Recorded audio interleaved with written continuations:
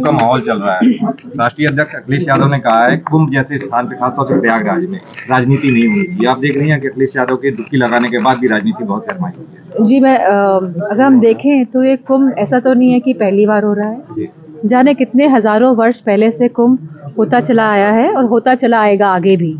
तो जिस तरह से मौजूदा सरकार इस पे राजनीति करने की जो पूरी इनकी जो मंशा दिखाई दे रही है, ये सरासर सही बात नहीं है।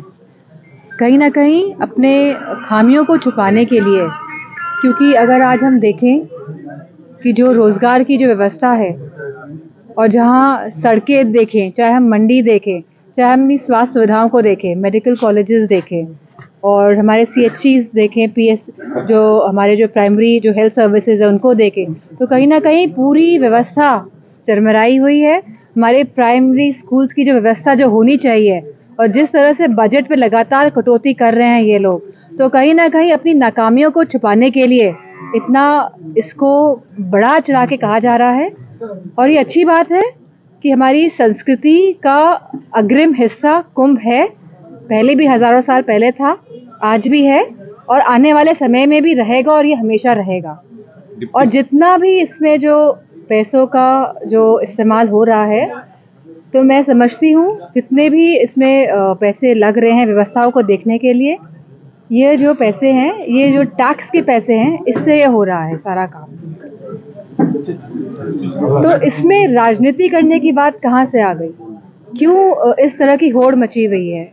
ये बात ऐसा तो नहीं कहेंगे समझ से परे है, क्योंकि हम जानते हैं कि क्या भावना के साथ और किस मंशा के साथ ये सब हो रहा है। अच्छा, धार्मिक स्थान में कुंभ में खासतौर से योगी ने कैबिनेट मीटिंग बैठाई, कैबिनेट किस तरह से देखती हैं? हमेशा, क्योंकि बहुत बड़ी स्तर पे यह कुंभ का ये जो पूरा मैनेजमेंट होता है, बहुत करोड़ों लोग आते हैं इसमें हिस्सा लेने के लिए, तो नेचुरली इसमें एक मीटिंग नहीं कई मीटिंग्स बिठानी पड़ती है, क्योंकि पूरी व्यवस्था देखने का जो जिम्मेदारी है वो सरकार की होती है। डिप्टी CM केशव प्रसाद मौर्य का कहना है कि कांग्रेस और समाजवादी पार्टी में मानसिक दोष है, उसका इलाज वो कराएं या ना कराएं, मगर ये कुंभ जाके स्नान जरूर करें। इसको लेकर मैं क्या कहूँ इस बात पे? दिल्ली में ये कि UCC उत्तराखंड में खासतौर से UCC लागू होने वाला है। जहाँ जहाँ भाजपा प्रशासित राज्य है वहाँ पे UCC लागू करने की भाजपा की रणनीति है। UCC लागू होने को लेकर आपका और समाजवादी, क्योंकि भारतीय जनता पार्टी का जनाधार लगातार घट रहा है और जितने भी इलेक्शंस अभी तक हुए हैं, जो रिजल्ट्स रहा है, तो कहीं ना कहीं भारतीय जनता पार्टी को नुकसान हुआ है और ये बात वो समझ रहे हैं। इस वजह से वो इस तरह के मुद्दे लेके आ रहे हैं कि उनका जनाधार जो घट रहा है, कहीं ना कहीं उसको वो घटने ना दे। दिल्ली विधानसभा चुनाव चल रहे हैं, भारतीय जनता पार्टी कह रही है इस बार कमल खिलेगा, लेकिन केजरीवाल कह रहे हैं जो कि समाजवादी पार्टी का गठबंधन भी है। मैं समझ, आप जो पार्टी है वो पूर्ण बहुमत के साथ दिल्ली में सरकार बनाने जा रही है, क्योंकि ग्राउंड लेवल में हम लोग भी काफ़ी लोगों के संपर्क में हैं और पूर्ण बहुमत आपको और हमारे अरविंद केजरीवाल जी को मिल रहा है। अच्छा, योगी जी प्रचार में गए थे दिल्ली, वहाँ उन्होंने कहा केजरीवाल पे तंज कसा था, क्या यमुना जी में वो डुबकी लगा सकते हैं? उस पर अखिलेश यादव ने डिफेंड करते कहा है कि क्या योगी जी मथुरा के यमुना में या गोमती नगर में जाके पानी पी के अपना इस चैलेंज को स्वीकार कर सकते हैं क्या? अगर आप देखेंगे लखनऊ में आके गोमती की जो हालत है, अगर इससे रूबरू होंगे तो हमें पता चलेगा कि किस स्तर से भारतीय जनता पार्टी की सरकार काम कर रही है, गंगा की सफाई के लिए हो, चाहे गोमती की सफाई के लिए हो, चाहे यमुना की सफाई के लिए हो।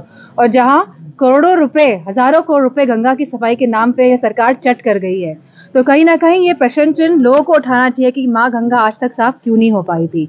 और जितने भी करप्शन इस सरकार में हो रहा है मौजूदा, और हम सब समझ रहे हैं कि किस तरह का करप्शन, पूरे भ्रष्टाचार पूरे उत्तर प्रदेश में हर लेवल पे चल रहा है और ये जनता भी समझ रही है, ये बात समझ रही है कि करप्शन और भ्रष्टाचार लगातार उत्तर प्रदेश में बढ़ रहा है और जनता तैयार है इस बार भारतीय जनता पार्टी को हटाने के लिए। एक आखिरी सवाल, अखिलेश यादव जी कुंभ में नहा लिए, 11 डुबकी लगाई, उन्होंने बात की, लोग भी सवाल उठा रहे हैं क्या ये किसी तरह का राजनीतिक दबाव था या अपनी स्वेच्छा से कहते हैं या किसी आस्था से?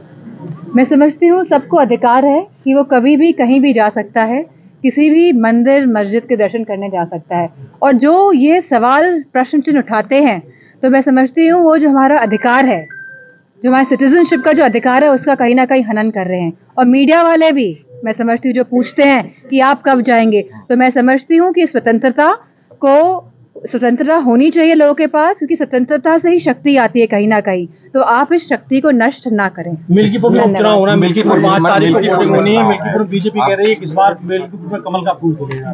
समाजवादी पार्टी ने आपको जिम्मेदारी दी है, आपको रोड शो भी वो है। तो 2024 के चुनाव में भी कह रही थी कमल का फूल खिलेगा, 80 में से 80, 400 पार, तो कैसा कुछ हो पाया। तो मैं समझती हूँ कि समाजवादी पार्टी के सभी कार्यकर्ता मजबूती के साथ मिल्कीपुर चुनाव में लगे हुए हैं और परिणाम हमारे आशाजनक ही।